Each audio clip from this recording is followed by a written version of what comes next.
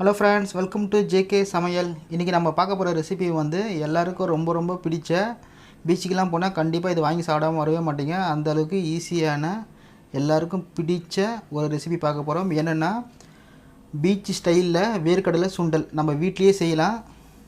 அதுவும் ஈஸியாக செஞ்சிடலாம். இப்போ எப்படி செய்யலான்னு பற்றி பார்க்கலாம். இதற்கு வந்து வேர்க்கடலை வந்து ஒரு 200 கிராம் எடுத்து ஒரு 4 மணி நேரமாக தண்ணியில் ஊற வச்சு வச்சுருக்கேன். நீங்கள் பச்சை வேர்க்கடலை கிடச்சிச்சா ஊற வைக்க தேவையில்ல, அப்படியே தூள் உரிச்சிட்டு வேக வச்சு எடுத்துக்கலாம். இது காஞ்ச வேர்க்கலைன்றதுனால ஒரு 4 மணி நேரம் தண்ணியில் ஊற வச்சு வச்சுருக்கேன். இப்போ இந்த ஊற வச்ச வேர்க்கலையை வந்து குக்கரில் வேக வச்சு எடுத்துக்கலாம்.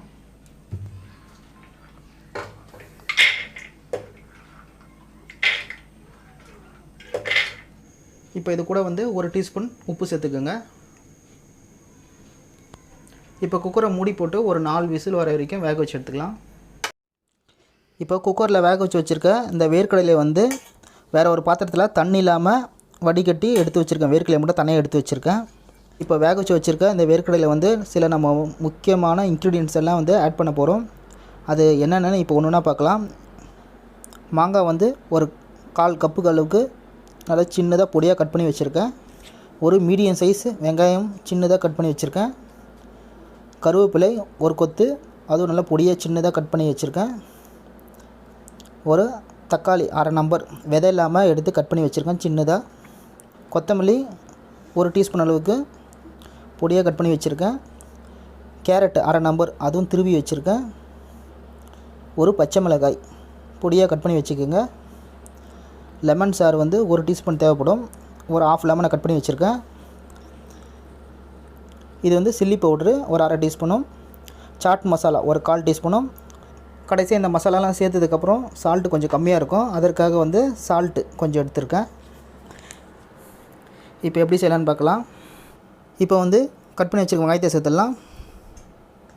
மாங்காய், துருவி வச்சுருக்க கேரட், கொத்தமல்லி,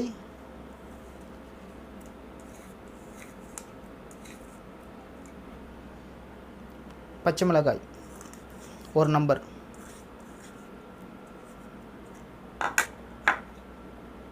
கருவேப்பிலை ஒரு கொத்து பொடியாக கட் பண்ணி வச்சுருக்கேன், அதையும் இதில் சேர்த்துருங்க.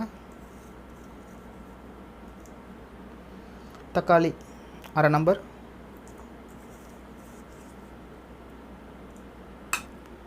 அடுத்தது chilli powder 1/2 teaspoon, chaat masala 1/4 teaspoon. இப்போ சால்ட்டு ஒரு 1/2 டீஸ்பூன் சேர்த்துக்கோங்க.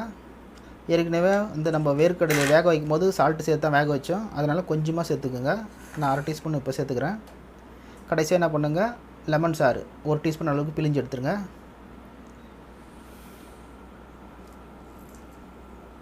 இப்போ இது எல்லாத்தையும் வந்து நல்லா மிக்ஸ் பண்ணிவிடுங்க.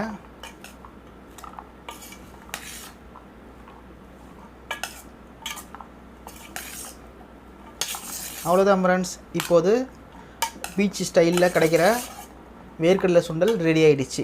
நீங்களும் இதை ட்ரை பண்ணி பாருங்கள். அப்படியே ஒரிஜினல் பீச்சில் வாங்கி சாப்பிட்டா மாதிரியே இருக்கும். இதுக்காக நம்ம பீச்சு போய் வாங்கி சாப்பிடணும்னு அவசியமே இல்லை, வீட்லேயே அழகாக செஞ்சு சாப்பிட்டுக்கலாம். இந்த ரெசிபி பிடிச்சிருந்தா அந்த ரெசிபியை லைக் பண்ணிவிட்டு ஷேர் பண்ணிவிடுங்க. அது மட்டும் இல்லாமல் நம்ம ஜேகே சமையல் சேனலில் இது வரைக்கும் நீங்கள் சப்ஸ்கிரைப் பண்ணாமல் இருந்தால் சப்ஸ்கிரைப் பண்ணிவிட்டு கூட வர பெல் பட்டனையும் ஆல் என்ற ஆப்ஷன் செட் பண்ணி வச்சிட்டிங்கன்னா நம்மளோட ஒவ்வொரு வீடியோவும் நீங்கள் மிஸ் பண்ணாமல் பார்க்கலாம். மீண்டும் அடுத்த வீடியோ சந்திக்கலாம். தேங்க்ஸ் ஃபார் வாட்சிங்.